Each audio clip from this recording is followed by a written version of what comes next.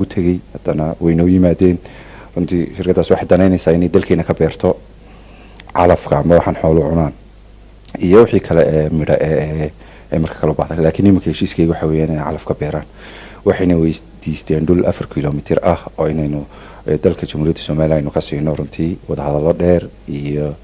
iyagu laftoodu way baarayaan dalka nabadgelyadiisa shuruucdiisa loo ilaaliyo waxyaabahaas oo dhan intaas oo dhan wada soconay iminka waxaan ku guuleysanay maanta inaan isfahankaan kala saxano calafka waxa wadamada khaliijku badanaa waxay leeyihiin companiyo caanaha soo saara kala duwan iyo cheese-ka iyo yogurt waxyaabaha soo saara companiyadas loo bay leeyihiin loodooda cuntada cunayaan ama calafka cunaya waxa looga keenaa Latin America iyo Brazil iyo looga keenaa marka ugu yartahay Spain iyo Portugal bay beero ku leeyihiin inagoo intan isu jirno oo walibana muxuu ahaa xaq isku leh ayaan haddana wariska hayn marka runtii imika isbaranay kulli waxay noo noqon doonaa mid albaabada inoo furo sidii maalgashiyaashii horeba ay albaabada inoogu furan insha Allah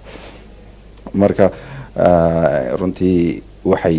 dhowr meelood ilaa 3 meelood kala duwan oo dalkaaban geynay 22 sambal oo ciideena ah ayay qaadeen imika waxay u direen Jarmalka laboratory ku yaala halkaas lagu soo baaraya ciideena waxa la ogaan doonaa proteinka inta ku jira fitamiinada inta ku jira nafaqadeeda waxa soo dhamal tayada ciideeda ayaa la ogaan doonaa runtii oo lacag badan koos gareynaysa runtii marka inagana waxay noo noqon doontaa inaan ka warhayno ciidaheena in kala duwan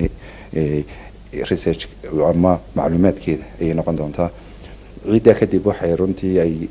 ay u baahan doonaan inay biyaha eegaan biyaha hoose inay eegaan waxay soo kareysan doonaan satellite imaging wax la yiraahdo oo satellite-kaasi Mareykanka iyo wadamada Yurubta ayaa badan haysta wuxuu sheegi doonaa biyahaasi dhulka inta ku jiraan pressure-kooda xoog ay leeyihiin waxyaabahaas oo satellite-kana oo inoogu qorantay in insha Allah ay sameeyaan insha Allah marka waxa kale oo heshiiska inoogu jira inay keenaan riiqoodi doono 2600 oo runtii meelaha fog ka qori doona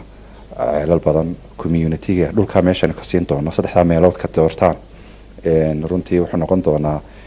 eriyooyinka iyo Soomaaliland oo dhanba riiga way ka faa'iideysan doontaa dhankoodayna waxa halkaas ka hadlay mas'uuliyiinta shirkaddan ugu horeyso gudoomiyaha shirkaddan Muna Sharbi iyo la taliyeeda Akram Xamiid oo iyaguna ka warbixiyay shirkaddan iyo sida ay maalgashan doonto Soomaaliland iyagoo tilmaamay in ay Soomaaliland ku doorteen juqraafi ahaan markay eegeen geeska Afrika iyo arrimahan ka hadlayna waxay yiraahdeen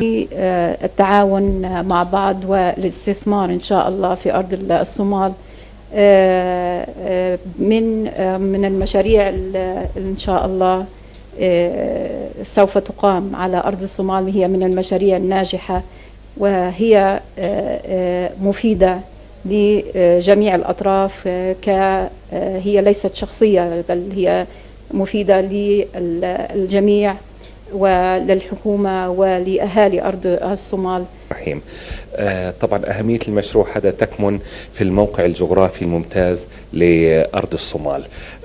قربها من الأسواق المستهدفة الأرض في أرض الصومال خصبة جدا جدا ولا زالت أورجانيك وهذا يعطي زيادة قيمية للسوق المياه اللي موجودة في أرض الصومال مياه جوفية لكن غير ملوثة فهذا شيء مهم جدا جدا في مشاريع بحجم المشروع هذا فتكافل العوامل هاي كلياتها وضع أرض الصومال من أهم المناطق اللي دخلت فيها درسنا